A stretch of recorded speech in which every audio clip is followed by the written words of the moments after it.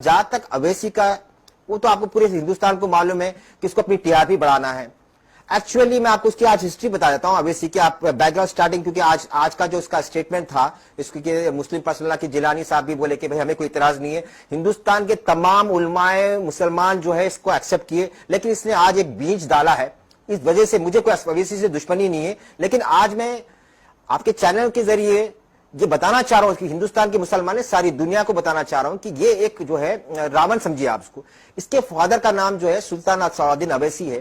2007 में इसके फादर को लैंड ग्रैपर, आंध्र प्रदेश हाईकोर्ट इसको लैंड ग्रैपर का टाइटल दे चुका है। उसके फादर का नाम जो है अब्दुल वाहिद अवैसी, यानी अवैसी के ग्रैंडफादर का नाम। ही इज ए कन्वर्टेड मुस्लिम। इनके ग्रेट ग्रैंडफादर का नाम जो है तुलसी रामदास जी है। आप विकिपीडिया चेक कर लीजिए, कहीं पर इसके अब्दुल वाहिद अवैसी का नाम नहीं मिलेगा। अब्दुल वाहिद जो था एक टेरिटर था, उसको कई बार जेल में डाल दिए। तो ये खानदान जो है, और इससे एक खास बात ये देखिए कि नहीं भीख मांगने के, मैं हैदराबाद में भीख मंगा तो लोग मुझे भीख देते, तो ये है भिखारी। क्योंकि इसलिए भिखारी बोल रहा हूं, इसकी आदत, इन्हें पढ़ाई किया लंदन जाके भीख से, क्योंकि पब्लिक का पैसा है पूरा। इसने जो मकान में था, रेंटेड मकान, आज से 20-25 साल पहले जो है इसके पास रेंटेड मकान में था। इसके फादर के पास 9 टन गाड़ी थी, आप हैदराबाद से पूछ सकते थे। आज 5,000 करोड़ के मकान में बैठा हुआ है। तो ये पैसा जो है वो भीख का पैसा है। तो ये भिखारी जो है, भिखारी की तो आप कितने भी लाके कहीं भी रखो, तो भिखारी को तो आदत जाएगी नहीं भीख मांगने की। जैसे शाही खानदान के, मुगल खानदान के हम हमेशा जनता को देते आए, तो 1000 साल भी जाएंगे तो शेर का जो बच्चा रहेगा वो 1000 साल के बाद भी रहेंगे, तो वो कभी घास नहीं खाएगा क्योंकि ब्लड में है। तुम पंडित है, तुम्हारे आबो अजदाद खानदान के भगवान जो है तुम्हारे, ठीक है तुम इस्लाम कबूल करे, बहुत अच्छी बात है, तुम्हारे दादा इस्लाम में आए, लेकिन तुम अपने आबो अजदाद, तुम्हारे खून को तुम गालियां दे रहे हैं। और तुम अपनी टीआरपी बढ़ाने के लिए, लोगों के जो है फितना पैदा करने के लिए जो है तुम ये बयान दे रहे हैं कि आप तो देशद्रोही है। सुप्रीम कोर्ट के फैसले को आप कह रहे हैं कि मैं भीख दे रहे हैं कि हम 5 एकड़ नहीं लेते। आपको दे रहा कौन? आपका टाइटल उनके बाबर के वारिस है क्या? आपके वालदा या दादी बाबर साहब के पास गए थे, या आपके अब्दुल वाहिद के वालदा जो है मुगलों के हमारे कोई खानदान में आए थे? तो आपका कोई रिलेशन नहीं है, आपका कोई टाइटल से कोई ताल्लुक नहीं है। ये टाइटल सूट है, ये वो खुद बोलता बात है टाइटल सूट है, टाइटल सूट है। और सुप्रीम कोर्ट जो है आस्था की बुनियाद पे नहीं दिया ये टाइटल। वहां पर खुदाई में जो है आईएसआई को मिले और तीनों के पास टाइटल नहीं था, और वो जाता, अगर बाबर के पास भी जाता, हमने पहले से कह रहे कि वो गवर्नमेंट ऑफ इंडिया के पास आएगी, गवर्नमेंट ऑफ इंडिया की प्रॉपर्टी है। अगर वो बाबर को जाती तो ईस्ट इंडिया कंपनी को भी जाती थी, क्योंकि बाबर के बाद, मुगलों के बाद ईस्ट इंडिया कंपनी आई, ईस्ट इंडिया के बाद जो है गवर्नमेंट ऑफ इंडिया आया। तो ये जो भिखारी है, इसकी भीख मांगने की आदत है, और ये नंबर 1 का जो है फितना पैदा करना।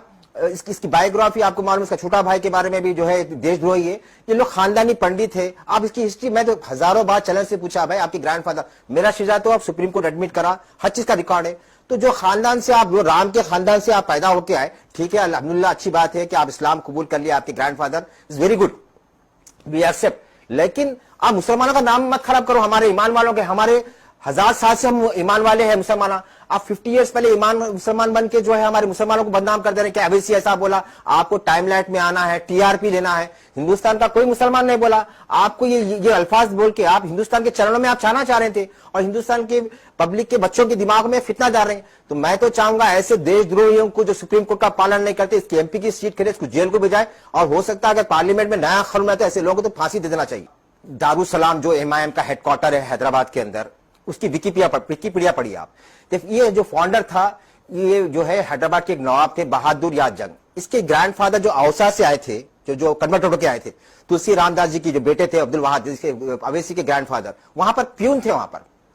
और उनका एक डेथ जो है, विकिपीडिया चेक करिए गूगल में, कि अब्दुल वाहिद की जो डेथ हुई वो जो है पॉइजन देके मारे उनको, 30 में पॉइजन देके मारे। सस्पेक्टेड किलर भी है वो, मतलब वो पकड़ा नहीं गया। तो और प्यून इमीडिएटली अपने आप को डिस्क्लोज कर देता कि मैं दारुसलाम का मालिक हूं बोल के। तो इनके फादर्स की भी नहीं है। अब रहा सवाल प्रूफ की, बात यह है कि हर एक आदमी की एक विकिपीडिया होती, और दारुसलाम इतना बड़ा हेडक्वार्टर है, तो हेडक्वार्टर के अंदर अब्दुल वाहिद का रिकॉर्ड होना चाहिए था, फादर का नाम। वहां पर रिकॉर्ड में नाम नहीं है, विकिपीडिया में नाम नहीं है। आप उनसे पूछिए रिकॉर्ड कहां है बोलकर, कहीं रिकॉर्ड नहीं है। जैसा मैं आपको पूछा तो मैं दे रहा हूं। और रहा सवाल आपकी इसकी फकीरी पन्ने की आदत देखिए। आज से 20 साल पहले जो बाबरी मस्जिद जब टूटी, कांग्रेस से मिलकर इन्हें जो है करोड़पति मेडिकल कॉलेज का परमिशन मिला उसको। और दूसरी चीज, किराए के मकान में नहीं था। आप हैदराबाद से किससे पूछिए। इसके बाद किराए के मकान से नहीं, हिमायत नगर के मकान में गया। अब जो मकान में है उन्हें 5000 करोड़ के मकान में है।